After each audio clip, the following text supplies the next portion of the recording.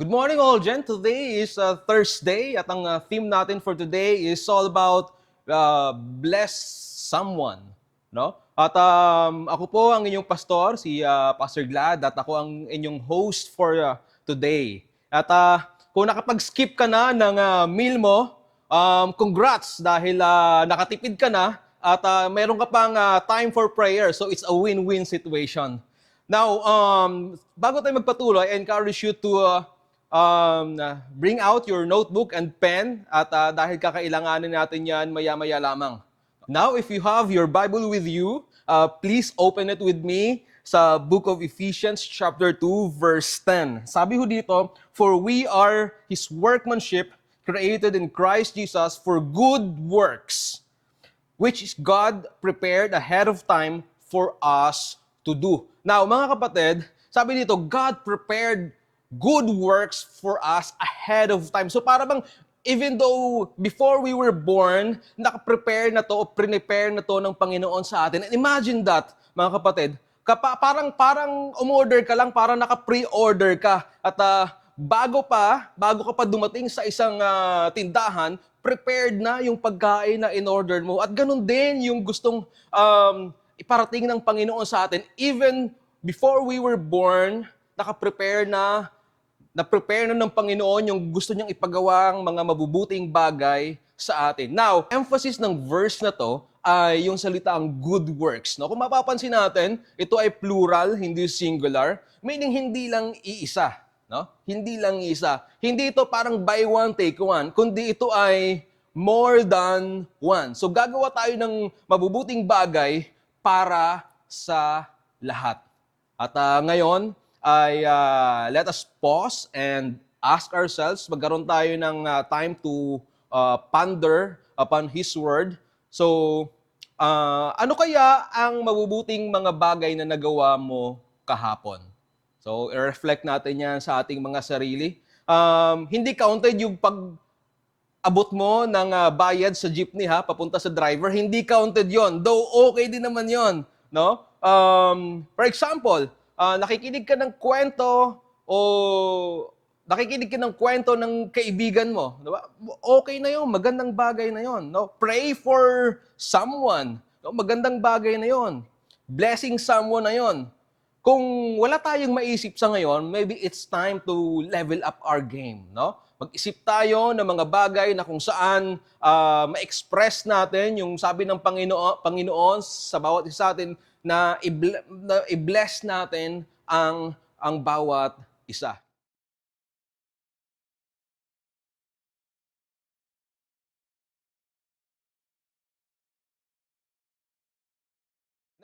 Now mga kapatid, ito yung minsan nagiging challenges when we talk about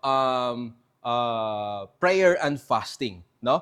Yung sensitivity to the Holy Spirit. Minsan may pinapagawa na si Lord, pero hindi natin nagagawa dahil busy tayo sa mga ginagawa natin. Nag-scroll ng Facebook, TikTok, Instagram, Messenger. Busy tayo sa mga bagay na yan. At sayang, dahil hindi natin na pipick up yung mga promptings ng banal na spirito sa atin. Kaya ina-encourage natin ang bawat isa na magkaroon tayo ng spiritual openness. Next time, baka ang good work mo ay mag-offer ng ride, no? May taong naglalakad, mag-offer ka ng ride, o pagbukas ng pintuan sa church, di ba? O kaya ang simpleng pag-abot ng kape sa katabi mo sa church na inaantok na. Matulungan mo man lang siyang magising habang nakikinig ng preaching. Now, lahat yan, kapatid, ay approve, no? Lahat yan ay approve sa mata ng ating Panginoon. Now, I want to read some verse to you sa Proverbs chapter 11, verse 25. Sabi dito, "A generous person will prosper. Whoever refreshes others will be refreshed." Di ba ang ganda ng salita ng Panginoon? Helping others is refreshing. No? Helping others is refreshing. Parang iced coffee yan sa tanghali. No? Na kapag nilunok mo, ininom mo, nako, napakasarap, kapatid. Pero yes, minsan, nakakapagod din. Lalo na kung ang good work mo ay pagbubuhat ng ref ng kapitbahay pag lumilipat siya ng bahay, nakakapagod talaga, hindi nakaka-refresh yan. Pero mga kapatid, ine-encourage natin ang bawat isa to persevere sa paggawa ng mabuti. Don't worry.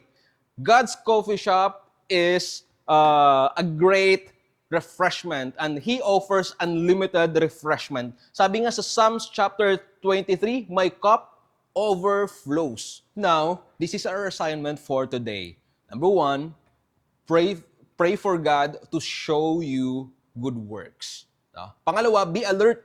No? Be alert. Kung may nakita kang nag-struggle magbukas ng pintuan, no, sa harapan ng ating simbahan, tulungan mo. Kung may nakita kang nag-struggle magbukas ng takip ng mineral water, baka yun na yung time na kailangan mong i-flex yung muscle mo, 'di ba? Baka ikaw po yung maging hero of the day baka ikaw pa yung maging hero of the day nila. Now, next, write down your experiences for the whole week, no?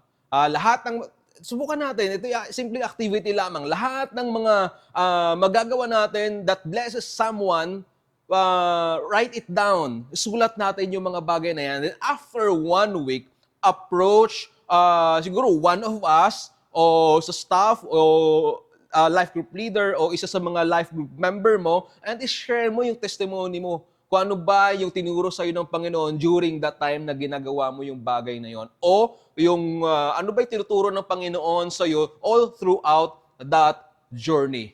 At promise namin sa'yo mga kapatid, hindi sila manghihingi ng kape. No? Stickers lang. Now, as we end, let us pray. Let us pray for strength, joy, and sensitivity sa promptings ng Banal na Espiritu. Let's pray. Father God in heaven, thank you for again reminding us from your word, Father God, that we will bless someone because you first blesses us, Father God.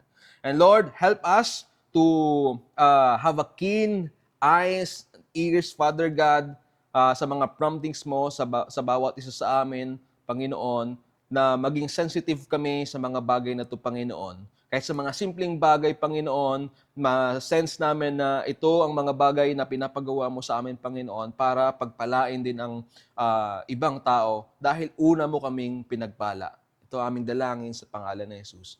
Amen and amen.